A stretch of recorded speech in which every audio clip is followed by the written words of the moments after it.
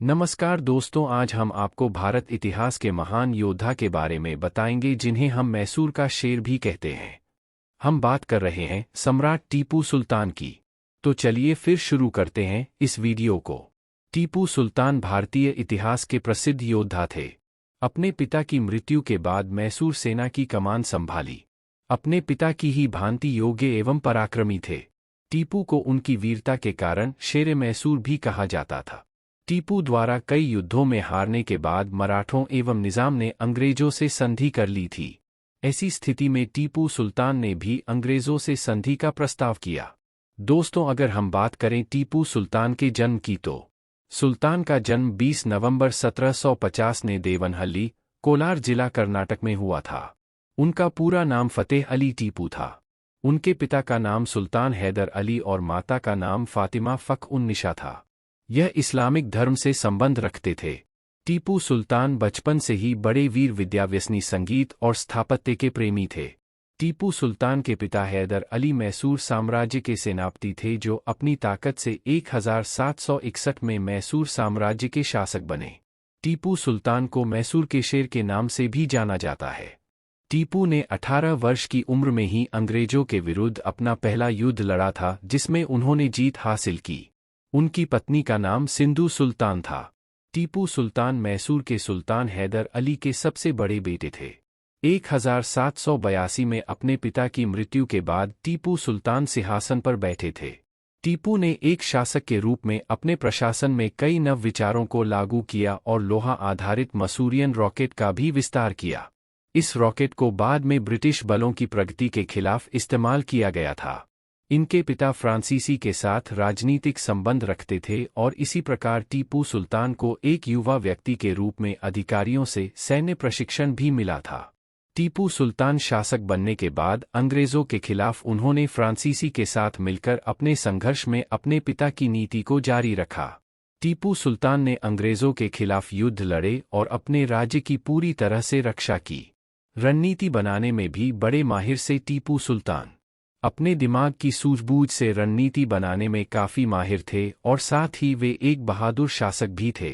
अपने शासनकाल के समय में उन्होंने भारत में बढ़ते हुए ईस्ट इंडिया कंपनी के साम्राज्य के सामने कभी नहीं झुके और उन्होंने अंग्रेजों से लोहा लिया।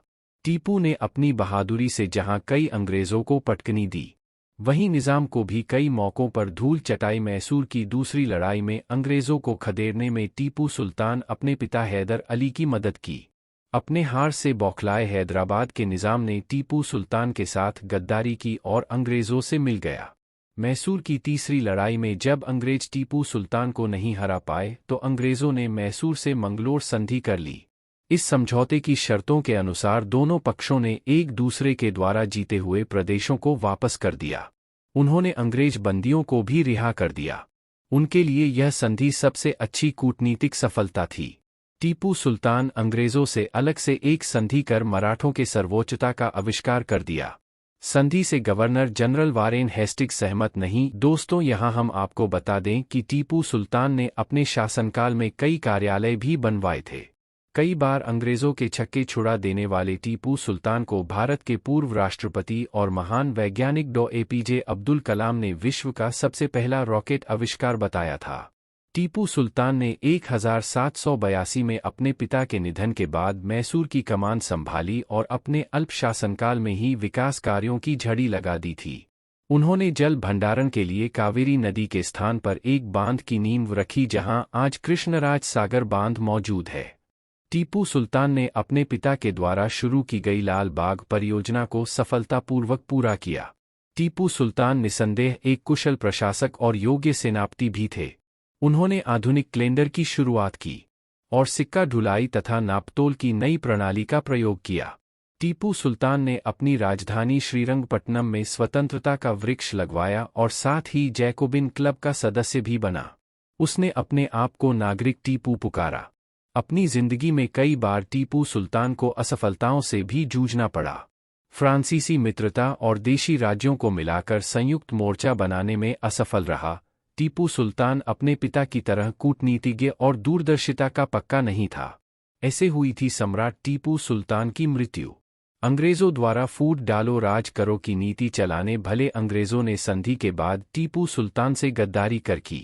ईस्ट इंडिया कंपनी ने हैदराबाद के साथ मिलकर चौथी बार टीपू सुल्तान पर जबरदस्त हमला किया और 4 मई 1799 को मैसूर का शेर श्रीरंगपट्टनम की रक्षा करते हुए शहीद हो गए। दोस्तों, अगर हमारे द्वारा दी गई जानकारी आपको पसंद आई हो तो हमारे चैनल सेलिब्रिटी बायोग्राफी को ज़रूर सब्सक्राइब करें, वीडियो को लाइक और शेयर करें।